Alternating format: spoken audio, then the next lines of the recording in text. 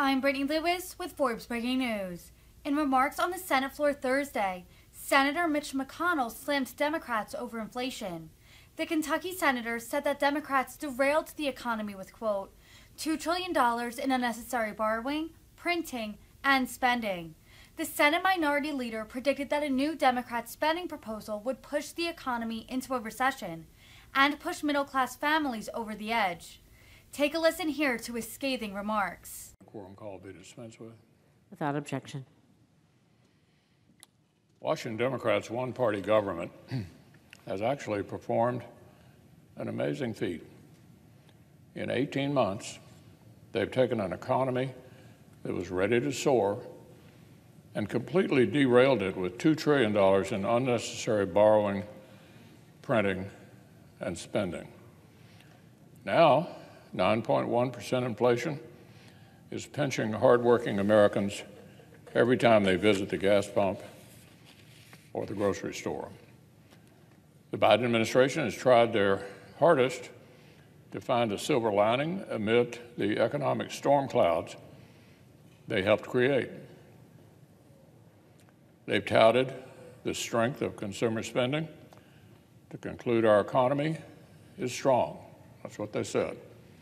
Well, of course, consumer spending has only gone up because the price of nearly everything has increased.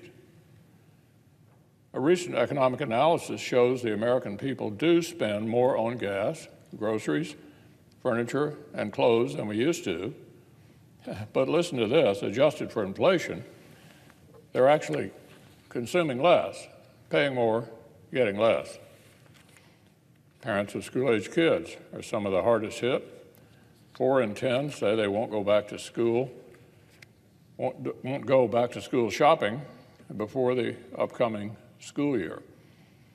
One young mother in Nevada says she'll pick out 1 or 2 shirts for her daughter, and that's it. Inflation has made everything else too expensive. Over in Arizona, inflation forces the average household to spend over $9,600 more a year compared to when President Biden took office. Many families simply don't have that much wiggle room in their budgets and are resorting to desperate measures simply to stay afloat. One Phoenix area food bank has seen a 78% increase in visitors compared with just last year. 78% more families who simply can't afford to live in this Democrat-run economy. A woman in line at the food bank said she'd never needed to visit one before, but the prices are way too high right now to support 4 children on her husband's salary. Colorado families are facing the highest inflation costs in the nation, in the whole country. Nearly $10,900 in extra spending per year compared to the beginning of the Biden administration. Not surprisingly, Coloradans are falling behind on paying for daily necessities. One pawn shop owner in the state has noticed a marked increase in loan seekers at his business. For most of them, they just need $30, $40 to pay small bills, get gas, put groceries on the table. This is all happening in my home state of Kentucky as well. People are taking out loans, cutting back spending, and relying on charity just to cope with ever-increasing prices. But that hasn't stopped Washington Democrats from proposing new ways to wreck our economy. As we speak, they're batting around a new suite of tax hikes aimed squarely at the middle class. If Democrat-driven inflation hasn't pushed struggling families off the edge quite yet, a Democrat-driven recession certainly will finish the job. So what's on the menu? New taxes on small businesses already struggling with inflation, new fees and regulations on American energy producers that will send prices even higher at the pump, new socialist price control schemes to stifle healthcare innovation. Apparently, record inflation isn't enough to make Democrats realize their reckless economic agenda is a failure, an abject failure. Maybe tax hike-induced stagnation will set them straight. Now, on another matter, I had the honor, along with others, of greeting the First Lady of Ukraine, Olena Zelensky, who visited us here in the Capitol. Like my colleagues in the room, I was moved by her blunt, plaintive remarks to Congress. As her country endures the 5th month of a brutal Russian siege, Ms. Zelensky was candid about the pain and suffering Russia's unprovoked war of aggression was causing her homeland. She said, Russia is destroying our people. The First Lady conveyed the incredible determination of the Ukrainian people and echoed their simple request for the tools to fight their own fight. Weapons, she said, to protect one's home and the right to wake up alive in that home. I hope the First Lady's visit helps steel our colleagues' resolve as friends of Ukraine. Russia's invasion has already reminded the West that revisionist aggressors cannot be appeased. And Ukraine's brave resistance, equipped with the arsenal of the free world, is a further reminder that this is a fight they intend to win. The Senate should be proud of our work over the past several months to get more lethal capabilities into Ukrainian hands. But at every step of the way, the Biden administration has been a bit slow to greenlight the game-changing weapons Ukraine's frontline defenders actually need.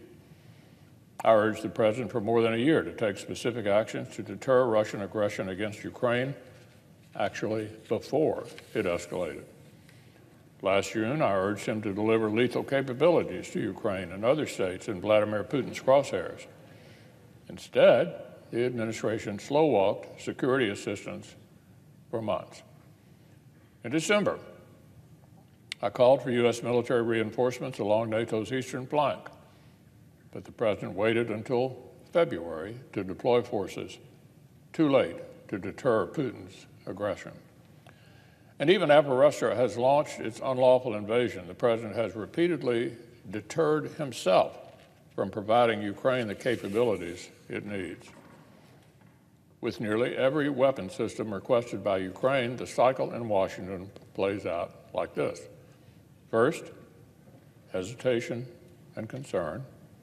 Then, excuses that Ukraine couldn't effectively use the proposed weapons, or objections that providing them would escalate the conflict.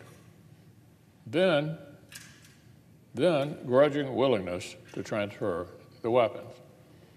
And finally, with weapons in Ukrainian hands, self-congratulations from the Biden administration that they're having a positive impact on the battlefield.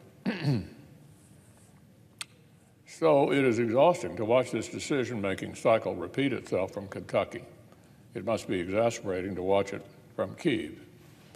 So, Madam President, the need for advanced, longer-range weapons to turn back Russia's aggression is painfully obvious. Air defense capabilities to combat Russia's continuing long-range strikes against civilian populations across Ukraine. Anti-ship weapons to combat the Russia Black Sea blockade and the humanitarian food crisis it's causing worldwide. And more capable, longer-range artillery to pound Russian positions in occupied Ukraine from relative safety. This will help offset any numerical advantage Russia has achieved by pumping so much more combat power into its invasion force. So here it is. Putin cannot be allowed to believe he can just wait for the West to become complacent. It would do a moral disservice to the brave Ukrainians fighting every single day for their country. But this is not just about Ukraine's security. If Russia achieves its objectives in Ukraine, it will imperil our own security. And if we waver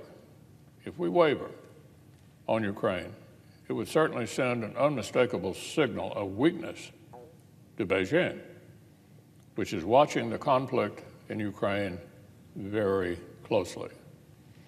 For their part, so are our friends and allies in China's backyard. As Japan's Prime Minister put it back in May, quote, Ukraine might be East Asia tomorrow. So, Madam President, Russia's brutal war has cost the people of Ukraine their homes, their safety, and their lives. But it has also reawakened the West to the reality of long-term deterrence and competition.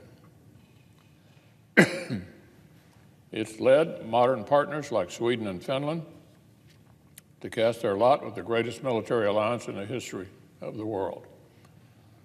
And it's prompted current treaty allies to shake off years of neglect for their own defense capabilities. All of this will result in greater burden sharing, interoperability, military capability, and collective security for the NATO alliance.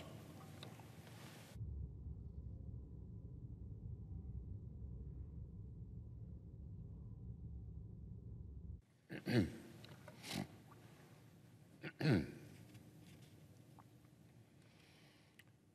United States cannot afford to neglect this lesson ourselves. As the leader of the free world and the #1 target of revisionist adversaries, China and Russia, we have to take seriously our obligation to maintain America's military superiority. We need to act quickly and pass a defense authorization bill that restores our readiness, grows our stockpiles of critical munitions, reinforces our position along NATO's eastern flank, and lays the foundations for a new era of credible deterrence in Asia by modernizing and equipping our military for real competition with China. I hope the Democratic leader will let the Senate take action on this critical legislation without further delay.